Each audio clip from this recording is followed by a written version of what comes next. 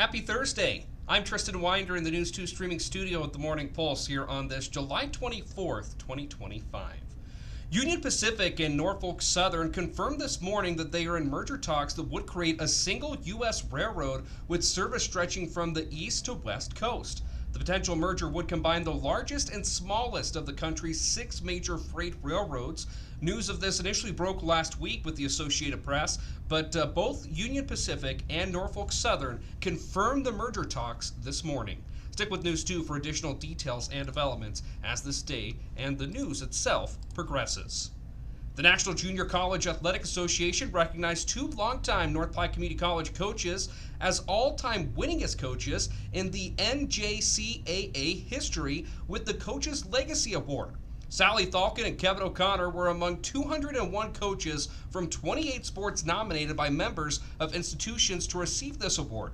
Coaches had to meet the minimum requirement of 700 wins to be recognized by the national office. Thalken was one of just 13 volleyball coaches to be recognized, while Coach O'Connor was one of 22 from men's basketball. Congratulations both to Coach Thalken and to Coach O'Connor. Afternoon thunderstorms yesterday brought heavy rain and hail to greater Nebraska. Here in North Platte, city streets were quickly covered with rain as vehicles slowly made their way through local streets. Seeing about 3 inches of rain in North Platte throughout the course of just about an hour yesterday afternoon. It came in fast and it came in heavy totals as well, as you can see here. Footage on the ones in North Platte. Also, a video sent to us from Craig Warnicki. This is aerial view of the flooding that took place across North Platte yesterday afternoon. This first video comes from Jefferson Street going south. It's not easy to get around, though, as you can see if you were out and about during this flooding. In some cases, rain fell up to 3 inches within just an hour. Officially receiving about 3 inches throughout the entirety of this storm system in different areas. The system did not move very fast yesterday, and the water in most of the areas that were flooding yesterday afternoon receded, but there were some areas that still had not seen some water this high for who knows how long. So definitely want to urge caution and remind folks to not drive through flooded roadways if you cannot see the depth of the flooded roadway. We did have reports that there were some major flooding over at District 177, the North Platte Mall property. That flooding was out in the current retail parking area by Heartland Flats as well. And this, of course, is relevant on the heels of last week's North Platte City Council meeting, in which the council is discussing how best to move forward with potential development of the back side of the mall property. Of course, there's some concerns on that backside with flooding as well. But if memory serves correct, this is the first time we've seen this kind of flooding over at District 177 since the property has been redeveloped. An open house to discuss Lincoln County's housing and comprehensive plan will be held today at Mid-Plains Community College. That's going to be here in North Platte. The idea is to gather input and make revisions before the final plan is approved.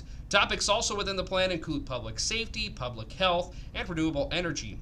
At their meeting this week, Lincoln County Commissioners spoke with Keith Marvin of Marvin Planning Consultants to answer some of the questions and concerns they had ahead of the open house that, again, is scheduled for later today. I think there's some positive things that have been happening since the 2020 census was done that will be a nice, pleasant surprise for some people. And I also am a firm believer that the 2020 numbers are not 100% what they should be. I think they're probably I think there's a big undercount in the 2020 census because of COVID.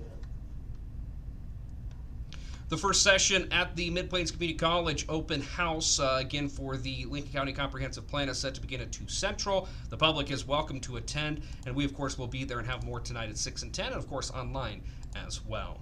Well, you're probably going to be paying more for burgers on your grill. Beef prices are rising to record levels. The Agriculture Department says that beef is selling for $9.26 per pound. That's nearly a 9% price hike since just January. Analysts say that several factors are to blame, including smaller cattle herd sizes, drought conditions, and more expensive feed.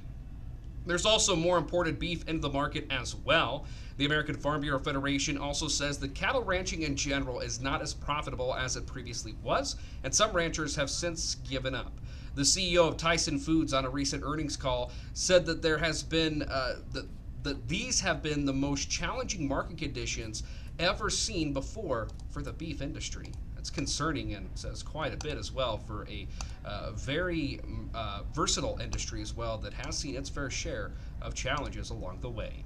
Riding out the morning pulse with a check the 7-day forecast. Temperatures in the low 80s for us today, so a little bit cooler for today and extending into tomorrow. Can't rule out chances of some storm activity today and potential showers on the heels of yesterday's storm activity. Temperatures warming up into more seasonable conditions for us when the weekend rolls around, and that's going to extend into early next work week as well.